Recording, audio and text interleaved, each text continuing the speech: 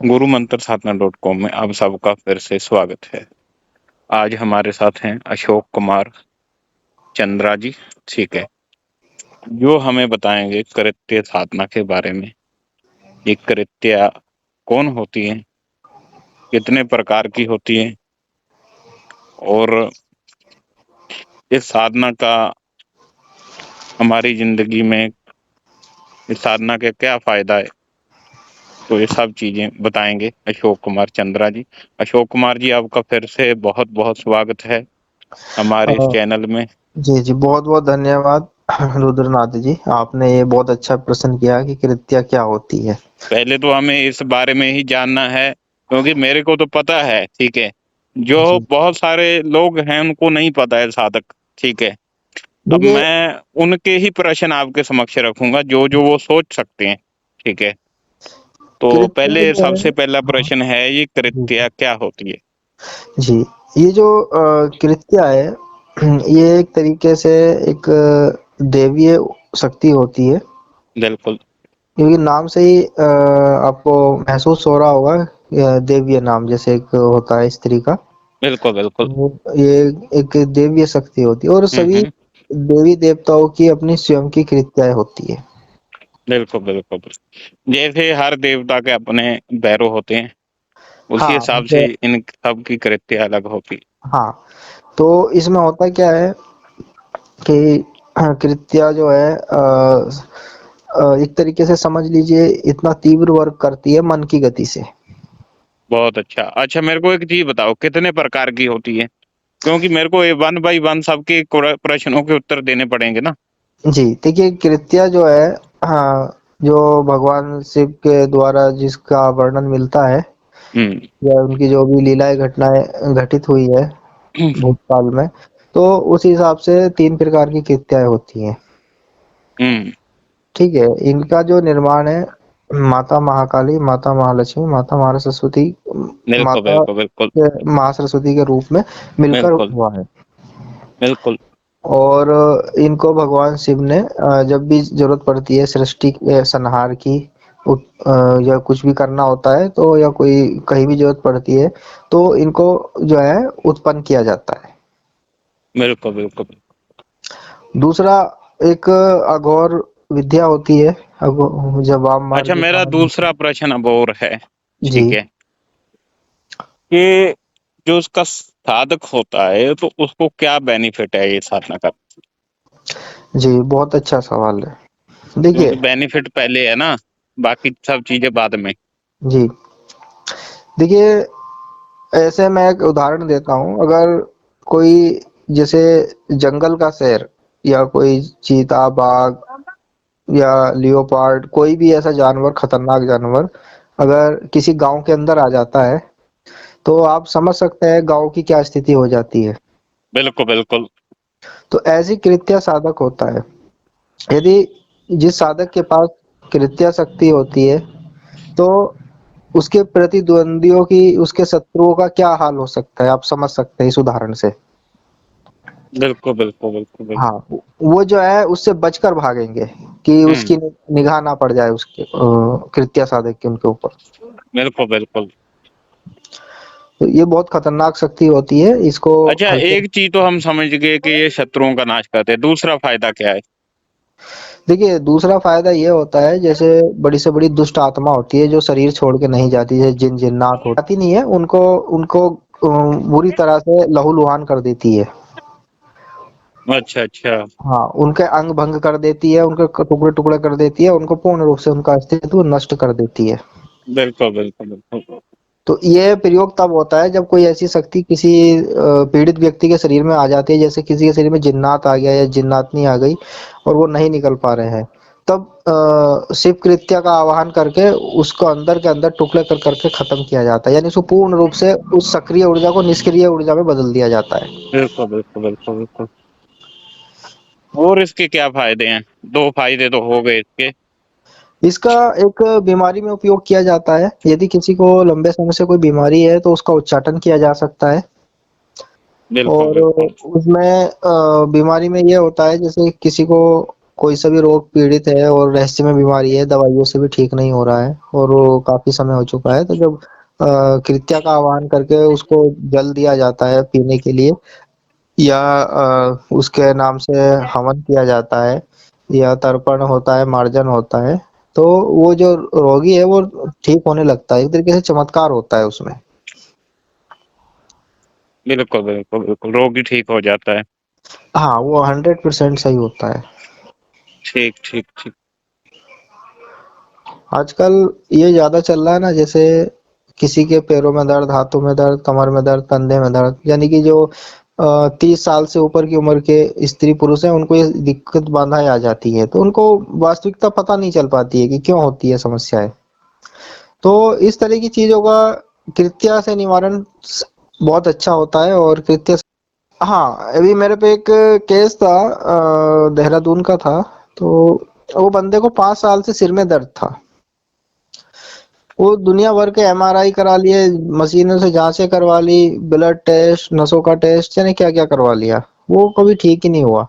वो हम्म। जब एक दिन उसको ज्यादा दर्द उठा, जब किसी ने बताया होगा, तो वो फिर मेरे से उसने कांटेक्ट किया, तो मैंने उसके 15 मिनट लिए, 15 मिनट में पूरा मैटर क्लोज कर दिया, परमानेंटली, लाइफ टाइम के लिए। आज ठीक तक, है आज ठीक की है। डेट है, लगभग 6-7 साल हो गए, अभी तक उसे कोई दर्द नहीं उठा। तो वो ऐसी चीज थी, जैसे एक छोटा सा जिन उसके दिमाग के अंदर बैठा हुआ था, वो उसको पीड़ा देता था। जब भी धूप निकलती थी तो वो धूप से उसको कुछ क्रिया करता था और उसको दर्द करना शुरू कर देता था। बिल्कुल बिल्कुल बिल्कुल। हाँ, तो इसमें जो मैंने कृत्या शक्ति से उसको काट करी, तो उसको अंदर के अंदर उसको निष्क्रिय कर दिया, खत्म कर दिया उसको शक्ति ने, तब जाके वो बिल्कुल ठीक हो गया। मैंने कहा इसको कोई समस्या नहीं आएगी। बिल्कुल बिल्कुल। और कृत्य शक्ति में एक विशेषता और होती है कि ये मन की गति से चलती है, और जो भी शत्रु होते हैं ना, जो हम प्रयोग करते हैं, हमने जब भी कृत्या, मैंने जब उस लगभग मेरे को 10 साल हो गए, तो मैंने जब ये कृत्या सिद्ध की थी उस समय, तो मेरे को उस समय अजीब सा लग रहा था कि पता नहीं हो कि कुछ काम होगा या नहीं होगा।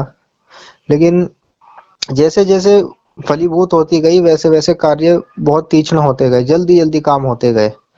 किसी को दिक्कत है, बांधा है, मंत्र पड़ा, मानसिक रूप से आज्ञा चक्र में जो भी कार्य है वो संपन्न कराया, उधर वहां पे संपन्न हुआ, थर्ड आई पर उधर वो बंदा ठीक हो गया। हम्म।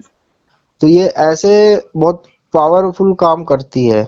हालांकि सबसे ज्यादा जो लोग इसका दुरुपयोग करना की कोशिश करते हैं, मारण प्रयोग में, मारण हम्म। प्रयोग में वो सबसे ज्यादा उपयोग किया जाता है। लेकिन ऐसे लोगों के पास ये शक्ति नहीं रुकती है। ये शक्ति तभी रुकती है जब आपको सही पूर्ण ज्ञान हो समाज का, संसार का, क्या सही है क्या गलत है, कैसे उपयोग करना है। बिल्कुल बिल्कुल बिल्कुल बिल्कुल। जी। जो मतलब इनका गलत प्रयोग करेगा तो उसके सामने ये उसके साथ रहेगी नहीं और भाग कोई जाएगी। धोखे से या छल विद्या से इसको सीख भी लेता है, तो सिद्ध तो हो जाएगी उसको, लेकिन उसके कार्य नहीं होंगे, क्योंकि ये सब भगवान शिव की कृपा से होता है। हम्म। चाहे वो कितना ही बड़ा अघोरी हो, कितना ही बड़ा वाम मार्गी हो, कितना ही बड़ा कैसा भी हो, भगवान शिव से ऊपर नहीं जा सकता। बिल्कुल बिल्कुल। जी।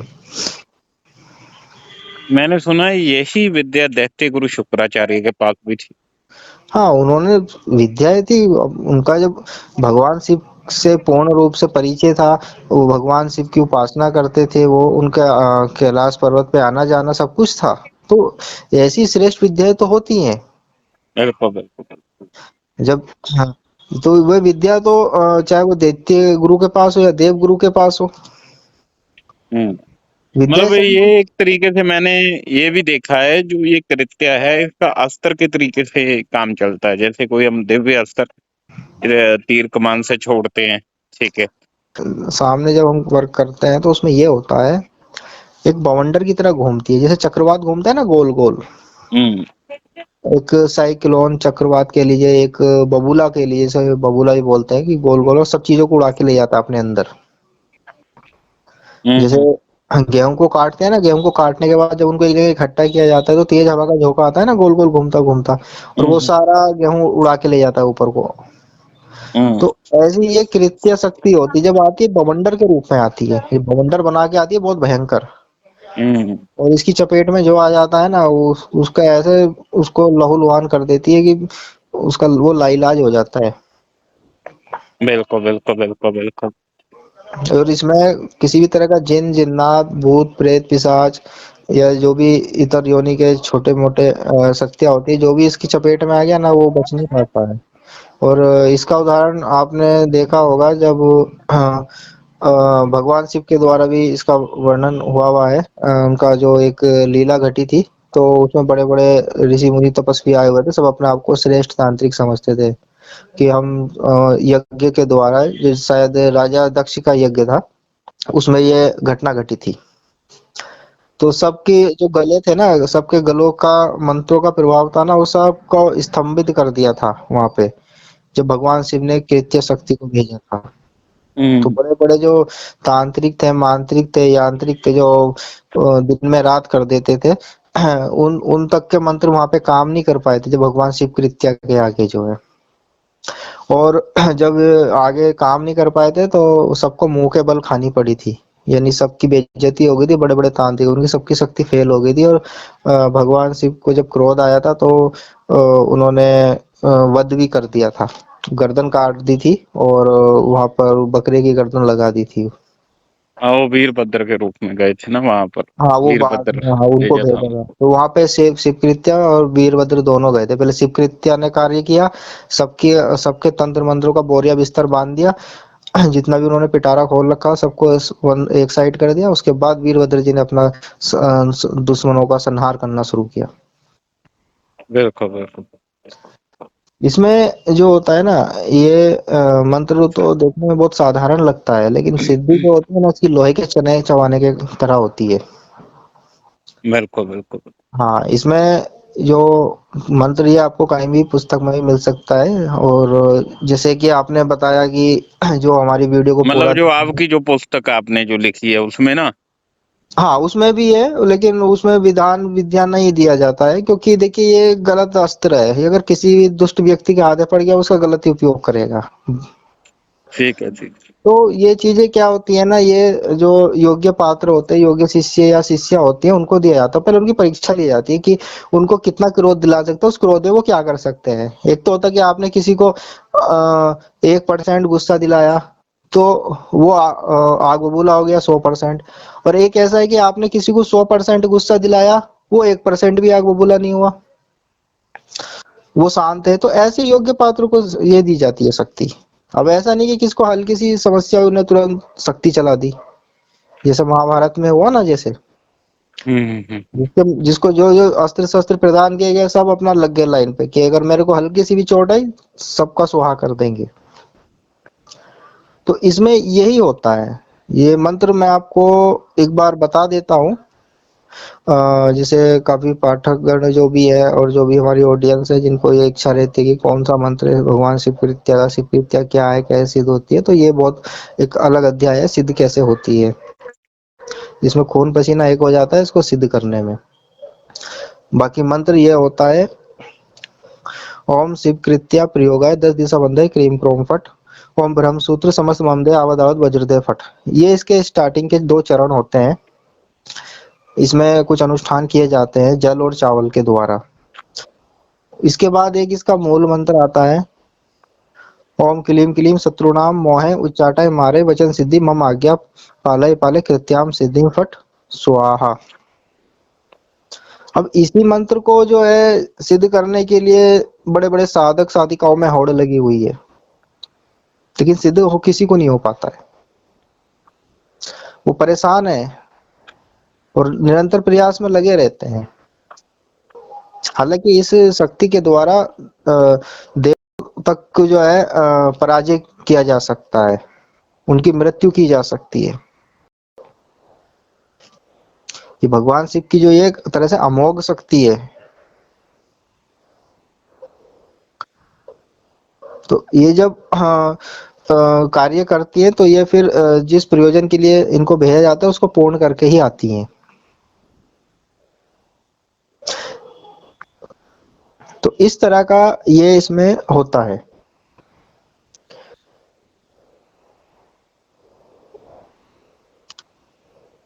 और कोई आपका सवाल हो रुद्रनाथ जी तो बताइए आप। इसके अलावा और कोई सवाल तो नहीं है। एक सवाल ये बचता है कि इसको घर में किया जाता है कि बाहर होती है ये? देखिए, ये दोनों तरीके से होती है। ये आपका सात्विक तरीके से भी होती है और तामसिक तरीके से होती है, लेकिन इसमें जो तरीका होता है, तीसरा मार्ग जो होता है वो थोड़ा अलग होता है, लेकिन उसकी जो पावर है ना उतनी नहीं होती। या तो सात्विक हो पूर्ण या फिर पूर्ण तामसिक हो।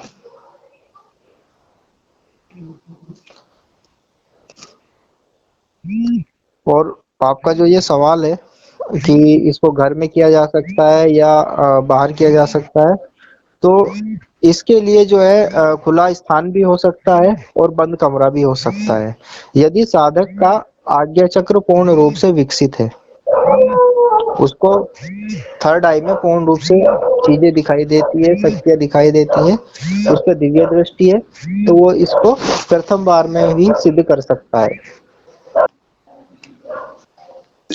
ये उन लोगों के लिए है जो बड़े बड़े कवच धारण करके बैठ जाते हैं। कवच समझते हैं आप रुद्रनाथ बिल्कुल जी? बिल्कुल बिल्कुल बिल्कुल। जैसे कोई महाकाली कवच धारण कर लिया, या ठीक है, बगलामुखी कवच हो गया जो। बगला मुखी धारण कर लिया। अगर आप श्रीलंका में चले जाएंगे तो वहां पे चलता है निकुंबला देवी का कवच। हम्म। तो यहाँ से कुछ ऐसे मैं नाम नहीं लूंगा, कुछ ऐसे भी व्यक्ति है जो ये कवच धारण करते हैं और ऐसे ऐसे धारण भी करते हैं कि उनको निर्वस्त्र करके जैसे भैंस की बलि दी जाती है और उसके जो रक्त होता है उसमें उसको स्नान कराया जाता है विदेशों में, हम्म। और वो कवच धारण कराते हैं। तो उससे होता है क्या है कि जब वो अपने देश में आकर रहते हैं तो उनपे किसी भी तांत्रिक का कोई प्रभाव नहीं हो पाता है। तो ये ऐसे कवच जो है ये भी तोड़ने में शिवकृत्या सक्षम है। जो अच्छा, ये मैंने ये चीज सुनी है, जो बड़े बड़े पॉलिटिशियन हैं, एक्टर हैं, जी, ठीक है, जी, तो ज्यादातर वो कवच के अंडर ही रहते हैं, ठीक है, क्योंकि उनको भी पता है कि उनके हजारों सज्जन हैं तो हजारों दुश्मन भी है उनके ना, ठीक हाँ है, जी, तो जी, वो कवच धारण करते हैं, हाँ ठीक है, जी, और अपने आप को सुरक्षित बनाए रखते हैं, जी, ठीक है। जी, तो इसके अंदर भी ये सिस्टम है, हर व्यक्ति के ऊपर जो है तंत्र पॉसिबल है, हाँ। हर व्यक्ति के ऊपर होता है। तो जो देखिए, साधारण व्यक्ति होता है वो उन चीजों को ज्यादा मानता नहीं है। जी, जो बड़े पॉलिटिशियन होते हैं, बड़े एक्टर होते हैं, तो अपना सुरक्षा कवच पहन के ही चलते हैं, हाँ, वो ठीक है। देखिए सब अपनी सेफ्टी लेके चलते हैं। अगर आप घर से बाहर जाएंगे तो आप भी अगर गाड़ी से जाएंगे तो जो कार का सीट बेल्ट होता है वो बांधेंगे। अगर आप बाइक से स्कूटी से जाएंगे तो आप बिल्कुल हेलमेट बिल्कुल पहनेंगे। बिल्कुल। तो देखिए सबका अपना अपना लेवल होता है, सबकी अपनी अपनी देखिए, जो सेफ्टी होती आम साधारण व्यक्ति है ना, तो वो इन चीजों को लेके नहीं चलता है, ठीक है, है। शायद इसीलिए वो व्यक्ति परेशान ज्यादा रहता है। जो बड़े बड़े हाँ, लोग हैं अपने आप को सुरक्षित करके ही चलते हैं, जी, ठीक है, देखिए इसीलिए वो उनकी ग्रोथ होती रहती है, ग्रोथ रुकती नहीं है किसी की जी, ना। तो ये कवच ऐसे होते हैं ना जो ये धारण करके अपनी सेफ्टी समझते हैं या जो कुछ होता है। लेकिन देखिए वो भी अच्छा है, लेकिन अगर जैसे रावण था, रावण ने क्या किया, साधना ही करी, सिद्धियां करी, कवच भी धारण किए, ये नहीं कि उसने खुद कर लिया। उसके जो गुरु थे, या और भी एक ही गुरु नहीं था रावण के, यानी कितने गुरु थे रावण के भी, ठीक है। तो उसने सबने उसको एक वो बलशाली बनाया और मतलब माया भी बनाया उसको। तो अब उसमें हुआ क्या, अब उसने दुरुपयोग शुरू कर दिया अपनी शक्तियों का। मन चाहे जो भी इच्छा हुई उसको पूर्ण कर लिया, किसी का राज्य छीन लिया, किसी का स्त्री का हरण कर लिया, किसी का कुछ कर लिया, किसी का कुछ। तो ये रावण की गलत नीति चलने लगी, शक्तियों का दुरुपयोग करने लगा। तो उसीलिए रावण के जितने भी कवच थे वो सब जो है ना वो जो होता है क्या बोलते हैं, कांच के गिलास की तरह टूटने लगे, चटकने लगे, उसके अंदर सब में दरार आ गई, उसकी कोई प्रोटेक्शन नहीं रही। यही इसी कारण यही जो मेघनाथ था हाँ, मेघनाथ को जो निकुंभला देवी यानी कि जो बगलामुखी देवी की शक्ति प्राप्त थी, जो अमोघ शक्ति थी जिसका उपयोग लक्ष्मण के ऊपर किया गया था। वो एक ही बार प्रयोग कर किया, उसने अपना पूर्ण दायित्व निभा दिया, लेकिन गलत का साथ दिया तो वो मृत्यु उसकी भी हो गई। मेघनाथ की जो है, वो भी काफी बड़ा पुजारी था, भगवान शिव का भी रहा है। देखियो क्या होता है, बंदा जब गलत काम के ऊपर चलने लगता है तो जी, इसमें शक्तियां क्या कर रही हैं। कवच तो उसकी सुरक्षा करेगा ही, ठीक है। जी। एक टाइम ऐसा आएगा तो कवच भी उसका टूट के गिर जाएगा, या कुछ ऐसी बात बनेगी उसको धारण ही ना कर पाए, कवच जो होते हैं ना, ठीक है। इनको तो तोड़ने का मैंने इसमें एक चीज और सुनी है, ज्यादातर लोगों के मुख से सुना है मैंने, ठीक है। अब जो इंदिरा गांधी थी उसको भी लगता था कि उसके ऊपर कोई ब्लैक मैजिक हो रहा है, ठीक है। और जी, जो ओशो थे उनको भी लगता था ये चीजें कि हमारे ऊपर कुछ हो रहा है। जी, तो उन लोगों ने क्या था कि जो इंदिरा गांधी थी उनको, जो नेपाल नरेश थे, उन्होंने एक उनको रुद्राक्ष की माला दी थी पहनने के लिए, हाँ जी। तो उससे उसकी सुरक्षा हो गई थी। जब उसके ऊपर अटैक होना था तो उसने माला उतार दी थी, वो ये देखिए ऐसी विधि बनी कि उसको उतारनी पड़ गई। हाँ, ये क्या है ना, ये सब सृष्टि का नियम है, विधि का विधान है। जो घटना घटित होनी है वो होके रहती है, उसे कोई नहीं रोक सकता। पर एक विधान और भी है, अगर कोई गलत कार्य में संलग्न रहता है, उसका गलत यूज करता है, तो उसका भी पतन निश्चित है ना, हाँ, देखिए ठीक है। पतन पतन दोनों का निश्चित है। जो अच्छे कार्य कर रहा है उसका भी मृत्यु होना है, और जो बुरे कर रहा है उसका भी होना है। फर्क बिल्कुल इसमें बिल्कुल। क्या है कि जो बुरे कार्य कर रहा है उसका जल्दी हो जाता है, और जो अच्छे कार्य कर रहा है उसका थोड़ा लेट होता है। बिल्कुल बिल्कुल। हम देखिए क्लियर बात देखिए, करें। मरना तो हर एक आदमी को है, वो तो बात हाँ, मृत्यु तो देखिए अलग है, ठीक है। मृत्यु जो होता है ना, मृत्यु एक क्या है? देखिए, सुनिए मेरी बात, एक मरना होता है, एक सर्वनाश होता है, दोनों में फर्क है, हाँ जी, ठीक है। मृत्यु तो सबको आएगी, वो तो पता है।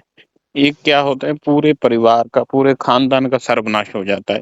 आगे कोई दीप देने जोगा नहीं बचता है आदमी आगे ना, या जी। आपका कोई तर्पण कर पाए, वो नहीं बचता है, तो उसको सर्वनाश बोला गया है, हाँ, नहीं ठीक देखिए है। उसका भी मार्ग है, मैं आपको बता देता हूँ। जितने भी मृत्यु होती है वो पितृलोक में जाते हैं, पितृलोक में जाएंगे या वो प्रेत बन जाएंगे, यहीं भटकते रहेंगे, ठीक है। बिल्कुल बिल्कुल अब अशोक जी, अब मेरे को लग रहा है कि हमें टॉपिक को यहीं समाप्त करना चाहिए, क्योंकि हाँ, टाइम ये तो काफी हो काफी गया है, क्योंकि बड़ा लोग समय इतना हो गया। सुनेंगे नहीं, ठीक है। हाँ, जो सुनने वाले सुनेंगे, जिनको इंटरेस्ट है, ठीक है। चलो फिर हम यहीं समाप्त करते हैं फिर। हाँ, बहुत बहुत धन्यवाद रुद्रनाथ। बहुत बहुत धन्यवाद आपका, फिर से जय श्री महाकाल। जय श्री महाकाल।